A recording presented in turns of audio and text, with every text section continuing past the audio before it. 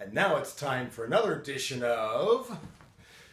How can people be so fucking stupid? How can people be so fucking stupid? Let's go back further. There was that brief time when there wasn't all Tea Party, Koch brother, cokehead crackpots running the show in both houses of Congress. That was when the head of Democratic National Committee was Howard Dean. When they stunned the Bush mob and all the people talking about a permanent majority by taking back both houses in 2006. Then they got the presidency in 2008. They had all three because Dean threw out the door the Clinton the idea of just, you just got to get rich people to run in key states and forget everybody else. 50-state strategy, and it worked. So what do? They let Dean go, supposedly because the Clintons didn't like him. So what happens in 2010 when no Howard Dean? Just sitting in the middle of the railroad tracks, waiting for the Tea Party train to hit them, when it could have been swung the other way, both with a full 50-state strategy and with one big fat issue alone that Pelosi and Cruz said was off the table. That the Bush tax cuts were bankrupting the country, were about to expire. Get rid of them. Anybody who says they want to keep that, don't vote for them. So, of course, instead, it's a landslide the other direction, and Koch brother money and the rest weren't just doing congressmen and senators and governors, whole state houses, secretary of states who run the election in different states. And, of course, that was the election where the people who got in got to redraw all the congressional districts and all the legislative districts in the states to tip things even further in their direction. So there can be more and more cases like how Trump stole the election. Then there's the obvious ones. The Electoral College. Why is that still here? It was written into the Constitution back when the people who wrote the Constitution wanted only white males who owned land to be able to vote. Coming back on the plane from Panama, not knowing that Trump was stealing the election, I tried to explain the Electoral College to one of the flight attendants on the plane, and he was just in total disbelief that it even existed. He was like, how can you people tell us how to run a democracy when you aren't even really a democracy? He's right.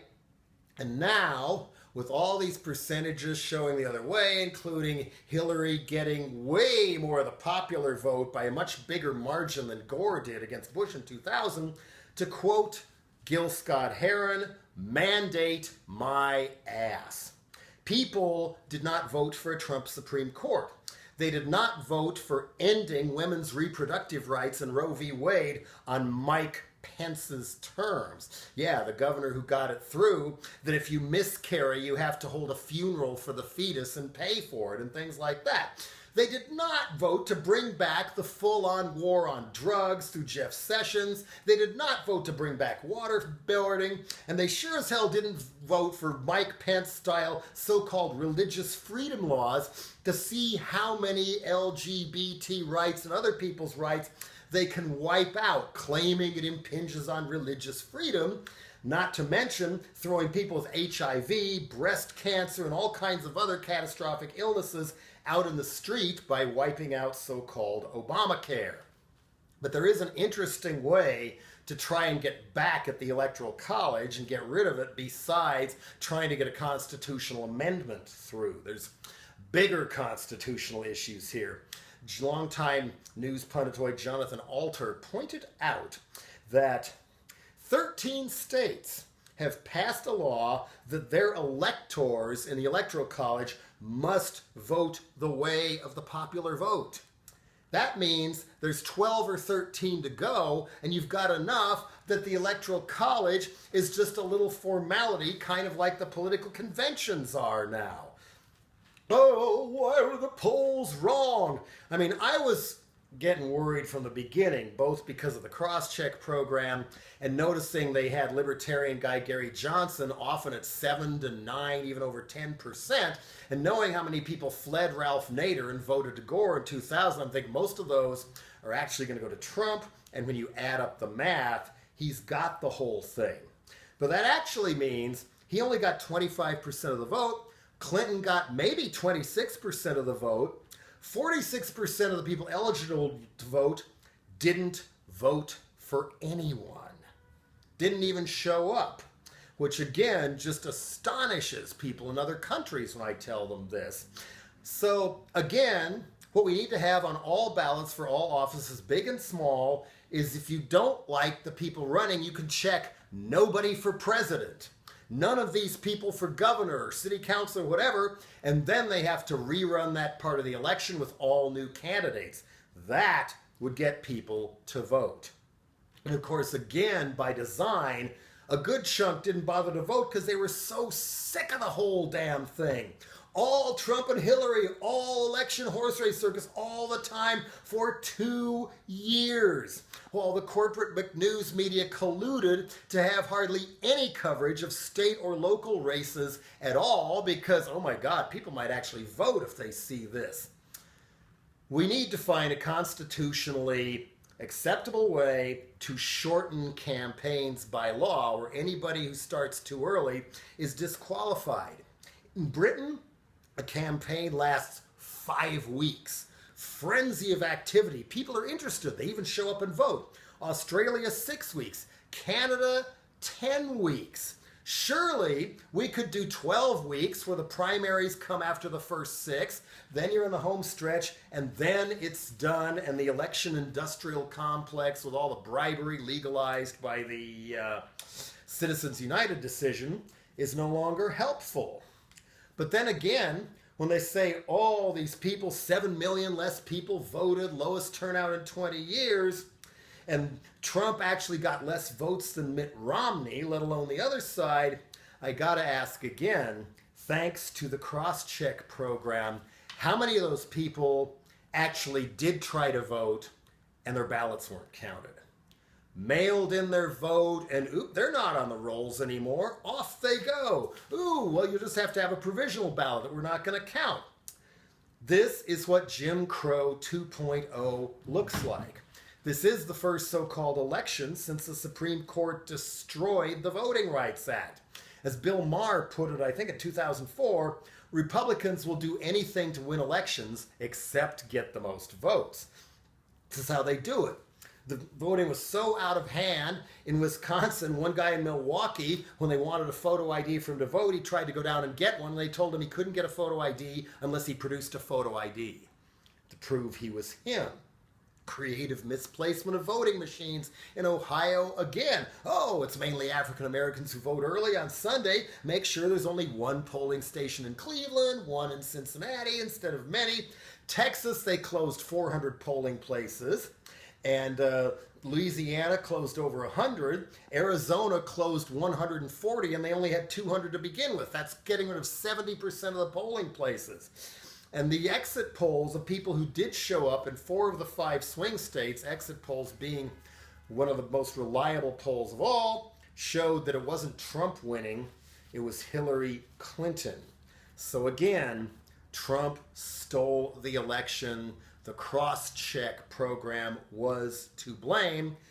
Where are you, Jill Stein? Where are you, Bernie and the rest? Okay, there may be as many as 3 recounts. I'm wondering why they aren't going after Florida and North Carolina and Arizona and some of the others.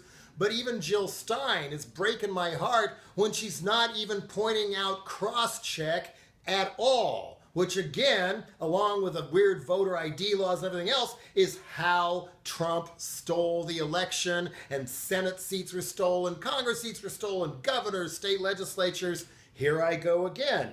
Cross-check, again, created by one of the behind-the-scenes evil geniuses of the Tea Party crowd, Chris Kobach, the Secretary of State of Kansas. 29 states opted in. All the voter databases went into one big one, and they began crossing off anybody whose name matched somebody else's name, which meant if you were Washington, you were under suspicion of voting in all these states at once because 75% of people in Washington are African American, according to Greg Palast.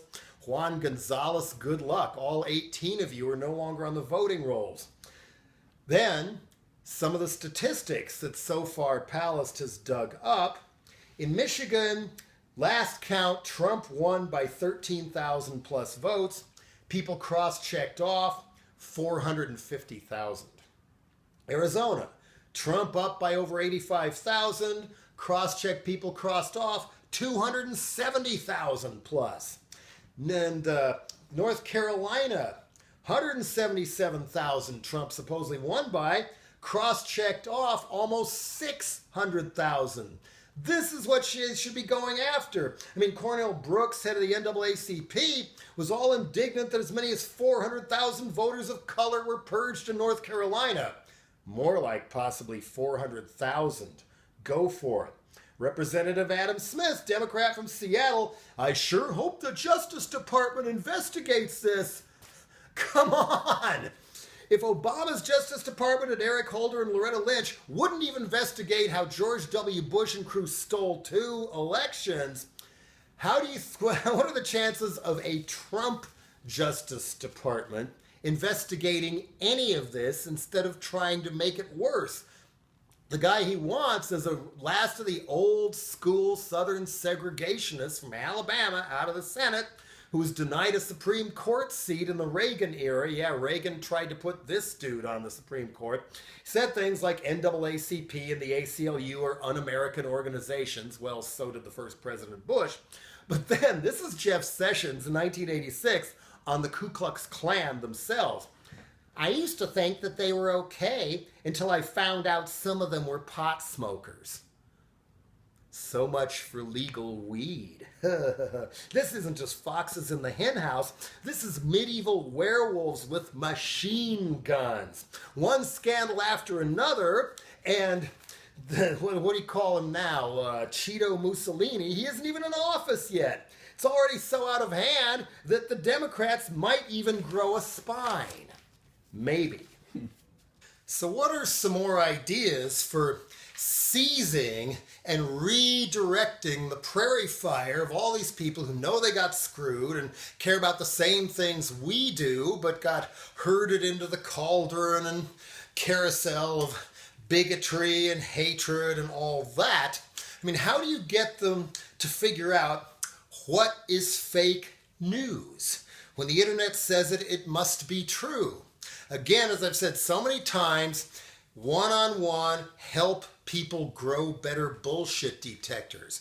You hear or spot something, see something on the net that's obviously fake or wrong, get them to laugh at it, because once the looking glass is broken, it never gets put back together again.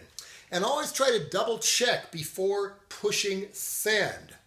Maybe start chewing on people to let Greg Palast on cable TV instead of the same old tired corporate weasels.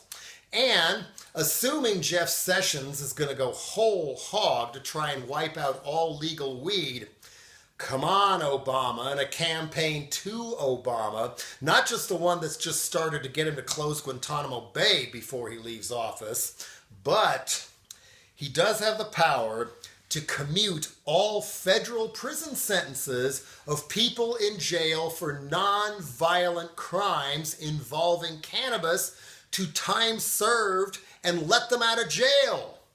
Maybe some of the ones for other drugs too, who clearly weren't mobsters and stuff. And then I have always wondered why activists in the black church and other places, if they're saying, oh, we know you people don't have the right kind of ID to vote, why hasn't there been an 8 or 10 year effort to get people the right photo IDs to vote? You show up and you got the ID you're not supposed to have because they want to discriminate against you. They can't discriminate against you anymore. We got into things like this because it's weird. In the Constitution, those same white male slave owners never guaranteed the right to vote. Women got suffrage later, 18-year-olds got something later, but women never got the right to vote. So a constitutional right to vote amendment is in order. Constitutional amendment guaranteeing women's reproductive rights and LGBT rights. It may not pass right away, but these things take years anyway, so why not start now? There's already a bill in Congress with 180 co-sponsors, the Women's Health Protection Act. It won't pass now, but you keep pushing and pushing, and it will pass, maybe first at the state level. And apparently the Trumpkins were so out of it, Trump had to ask Obama, how many staff here in the White House am I supposed to replace?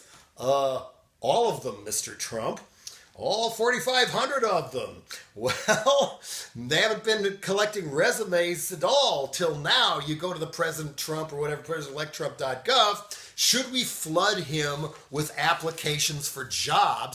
And let's not forget the boycotts already underway to not buy any more Donald Trump, Ivanka Trump, or Melania Trump knickknacks, jewelry, clothing, ties, or wine or other products, and to boycott every retailer that carries them until they stop carrying them. But none of this is actually going to matter until at a state and nationwide level we put a stop to the reasons Trump stole the election.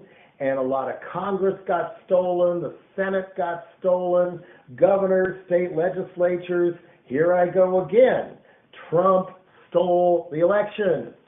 Trump stole the election, and no one should ever be allowed to forget that, or we will never overcome Jim Crow 2.0.